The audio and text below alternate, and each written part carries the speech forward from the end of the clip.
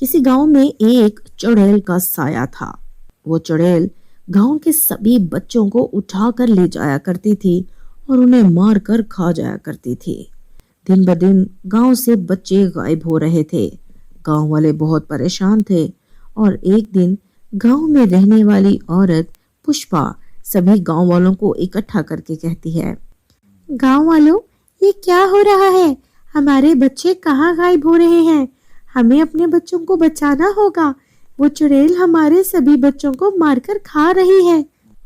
तभी गांव का एक व्यक्ति राजू कहता है, मेरे पास अपने बच्चों को बचाने का एक प्लान है।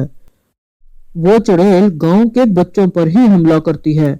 क्यों ना हम सभी गांव वाले अपने बच्चे एक कमरे में अकेले छोड़ दें। अरे ये तुम क्या कह रहे हो राजू? ऐसे तो हमारे बच्चों की जान खतरे में पड़ जाएगी। अरे आप लोग मेरी पूरी बात तो सुन लीजिए। हमारे इधर पास के गांव में एक साधु महाराज रहते हैं। उनके पास एक जड़ी बूटी है जिससे चुड़ैल को बेहोश किया जा सकता है। हम वो जड़ी बूटी का इस्तेमाल करके चुड़ैल को बेहोश कर देंगे।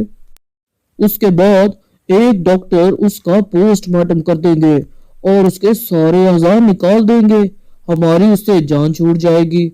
सभी गांव वालों को उसकी ये सलाह पसंद आ जाती है और अगले दिन वो अपने प्लान के मुताबिक सभी बच्चों को एक जगह इकट्ठा कर देते हैं। चुड़ैल जब रात को आती है तो बहुत खुश हो जाती है। अरे वाह वाह वाह, ये गांव वालों ने सारे बच्चे एक जगह पर इकट्ठे कर दिए आज तो। जैसे ही वो चुड़ैल बच्चों पर हमला करने लगती है, साधु महाराज आ जाते हैं और उसे रोक देते हैं। अरे ओ चुड़ैल, रुक जा, आज तेरा मैं सर्वनाश कर दूंगा। अरे तू सर्वनाश करेगा मुझे? मैं तुझे अभी के अभी मार दूंगी। इससे पहले कि चुड़ैल साधु महाराज पर हमला करती, साधु महाराज उस पर वो बेहोश करने वाली जड़ी बूटी फेंक देते हैं, जिससे चुड़ैल बेहोश होकर गिर पड़ती है। गांव वालों में खुशी की लहर दौड़ जाती है क्योंकि उन्हें उस चुड़ैल से मुक्ति मिल गई थी। हॉस्पिटल में जाके डॉक्टर उसके सारे औजार निकाल देते हैं और उसके बाद, अरे अब तो इस चुड़ैल के सारे औजार मैंने निकाल दिए हैं। अब देखता हूँ किसके बच्चे चुराती है ये। और उसी लम्हे चुड़ैल आंखें खोलकर खड़ी हो जाती है। तूने क्या समझा डॉक्टर? मैं मर गई। अरे बेवकूफ, मैं तो पहले से ही मरी हुई हूँ, और क्या मारेगा मुझे? अरे अरे, ये क्या हो रहा है? ये चुड़ैल जिंदा कैसे हो गई? और तभी वो चुड़ैल डॉक्टर की गर्दन में अपने नुकीले नाखून डाल देती है और उसका सारा खून पी जाती है।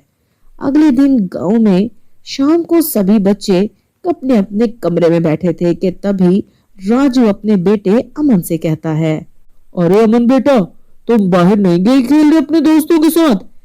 नहीं पापा, वो बाहर चुड़ैल है ना, इसलिए नहीं गए। अरे मेरे बच्चा, चुड़ैल अब नहीं है, वो खत्म हो चुकी है। तुम जाओ आराम से खेलो। और अमन बाप की बात मानकर खुशी खुशी खेलने चला जाता है, लेकिन देर रात तक अमन वापस नहीं आता। राजू परेशान हो जाता है और अपने बेटे को ढूंढने गांव में निकल जाता है, लेकिन उसे अपना बेटा कहीं नहीं मिलता। तभी गांव का एक लड़का बल्लू आ जाता है। राजू काका, राजू काका, राजू काका, वो अमन। अरे क्या हुआ अमन को? वो अमन को चुड़ैल लेकर जा रही थी। मैंने खुद देखा है उसे लेकर जाते हुए। क्या चुड़ैल लेकर जा रही थी? वो तो मर चुकी थी। नहीं काका, वो नहीं मरी, वो फिर आ गई है। वो लेकर जा रही थी अमन को। तभी गांव वाले जब ये बातें कर रहे थे, वो चुड़ैल अमन को कंधे पे उठाए आ जाती है। तुम लोगों ने क्या समझा था? मैं मर गई। मैं तुम लोगों को एक एक करके सबको खा जाऊंगी। कल फिर आऊंगी। ये लो अपना बच्चा। अमन को फर्श पर फेंककर चुड़ैल चली जाती है। अमन मर चुका था। राजू बहुत परेशान था और वो अब ये समझ रहे थे कि अब वो चुड़ैल को कभी भी काबू में नहीं कर सकते। लेकिन तब राजू के शातिर दिमाग में एक प्लान आ जाता है। वो नकली बच्चे बनाकर शीशे की बोतलों में रख देता है और वो बोतलें बाहर गांव में रखाता है। रात को चुड़ैल जब आती है तो वो बोतलों को देखकर वहीं रुक जाती है। अरे ये क्या, गांव वालों की चाल होगी मुझे पकड़ने की। कोई नहीं, मैं अभी जल्दी से बच्चे निकाल के भाग जाऊंगी। चुड़ैल उस बोतल में बच्चे को पकड़ने के लिए जाती है और तभी पेड़ के पीछे छुपा राजू जल्दी से आकर उस पर ढकना दे देता है और जोर से बंद कर देता है। चुड़ैल चिल्लाने लगती है, अरे छोड़, मुझे निकाल बाहर, मैं तुम लोगों को छोड़ूंगी नहीं, मैं फिर आऊंगी, तुम सब लोगों को खा जाऊंगी मैं, मुझे छोड़ दे। लेकिन गांव वाले उस बोतल को जाकर गांव से बाहर जमीन में दफन कर देते हैं और उस चुड़ैल का हमेशा हमेशा के लिए अंत हो जाता है।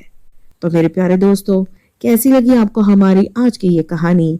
कमेंट्स में अपनी राय जरूर दीजिएगा, मुझे आपकी राय का इंतजार रहेगा।